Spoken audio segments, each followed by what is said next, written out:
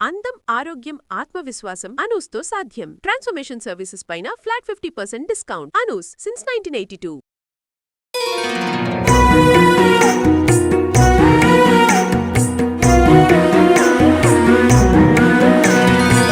జై శ్రీకృష్ణ. ఆండాల్ తిరువడిగళే శరణం.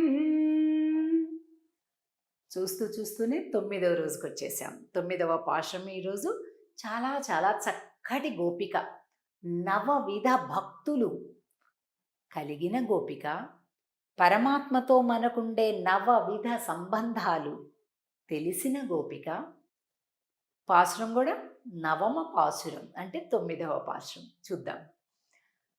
தூமணி மாடத்து சுத்தும் விளக்கெரியா தூபம் கமஜா தூயிலனை மேல் கண் வளரும் మామాన్ మగళే, ఓ మామ కూతురా అంటున్నారు.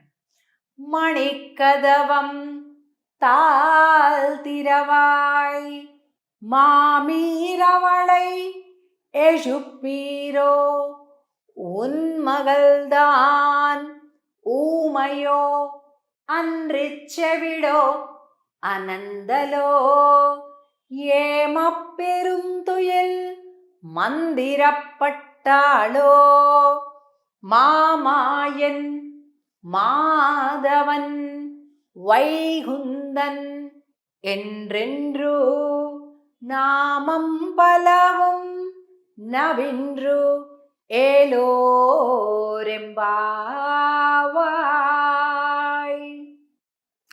భగవంతుడికి జీవుడికి, అంటే పరమాత్మకి మనకి, ఆత్మకి పరమాత్మకి సంబంధాలు 9 అని చెప్తారు. ఆ సంబంధాలు ఎన్ని? 9. ఈ పాశం ఎన్నోది? 9వది. 9వ పాశంలో నిద్ర మేలుకొలపబడేటటువంటి గోపిక పరమాత్మతో 9 విధాలైనటువంటి సంబంధాలు కలిగి ఉన్నటువంటి గోపిక. ఏంటట అవి? పితా పుత్ర సంబంధం, ఆయన తండ్రి, మనం బిడ్డలం. రక్ష్య రక్షక సంబంధం, అంటే అందరినీ రక్షించేవాడు భగవానుడు, రక్షించబడేటటువంటి వాళ్ళ మనం. ఆయన రక్షిస్తాడు, మనం ఆయన రక్షణ తీసుకుంటాం. శేషి భావం, అంటే ఆయన శేషి, మనం శేషభూతులం, చెందిన వాళ్ళం మనం. భార్య భర్తృభావం, ఆయన భర్త, మనందరం స్త్రీలు పురుషులు, చెట్టు పుట్ట, కిరిమి కీటకాలు పశువులు అన్నీ కూడా భార్య వంటివంటే ఆయన భరించువాడు, అంటే మనల్ని పోషించువాడు, మనము ఆయన చేత పోషింపబడు వారము అన్నమాట. అలాగే జ్ఞాతి జ్ఞేయ సంబంధం, ఆయన సర్వము తెలిసినటువంటి పరమాత్మ, మనము ఆయన చేత తెలియబడేటటువంటి వాళ్ళం.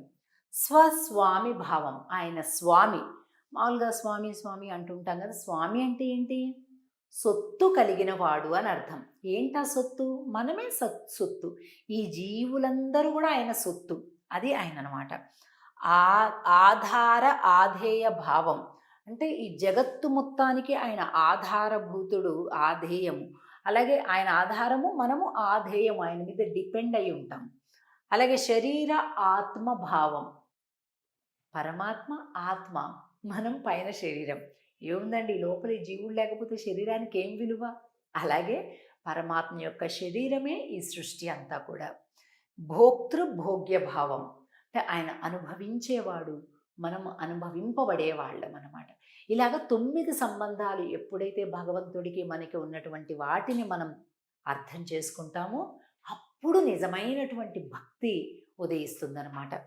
కనుక ఈ పాశంలోని గోపిక పరిశుద్ధమైనటువంటి తూమణి మాడత్తు, మంచి పరిశుద్ధమైన నవరత్నాల మేడలో ఉందట ఈవిడ.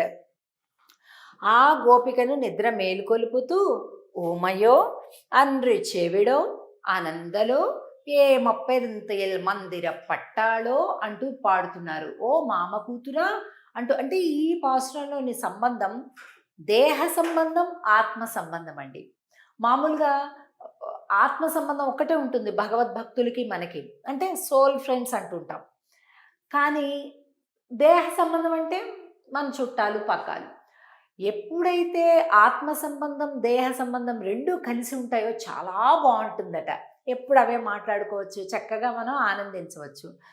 మామాయన్ మాధవన్ మామాన్ మగళే మామీర్ అవళ యజుప్పీరో ఉన్ మగల్దాన్ ఊమయో అన్రిచ్చేవిడో. ఇక్కడ చూసారా? అగో ఓ అత్త, నువ్వైనా లేపచ్చు కదా, పక్కనే ఉన్నావు కదా, ఆమెంటి అలా నిద్రపోతుంది, ఎవరో మంత్రం వేసేస్తే పడుకున్నట్టుగా పడుకుంది ఆవిడ, నువ్వు పక్కనే ఉన్నావు కదా అత్త, నువ్వన్నా లేపచ్చు కదా అని అంటూ మామాయన్ మాధవన్ వైగుందన్ ఎండ్రెండ్రు నామం.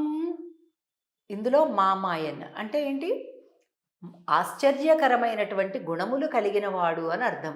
మాధవన్, మాధవుడు అంటే మనల్ని అందరినీ కాపాడేటటువంటి వాడు, లక్ష్మీ అమ్మకు భర్త అయినటువంటి వాడు, వైగుందన్ వైకుంఠవాసుడు అయినటువంటి స్వామిని ఎండ్ర్ ఎండ్ర్ నామం, అనేక విధాలుగా నామం పాడదామమ్మా.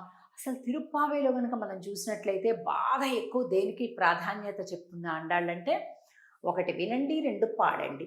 ఏం వినాలి? పెద్దల మాటలు వినాలి, పాడాలి. ఏం పాడాలి? స్వామి గానం పాడాలి.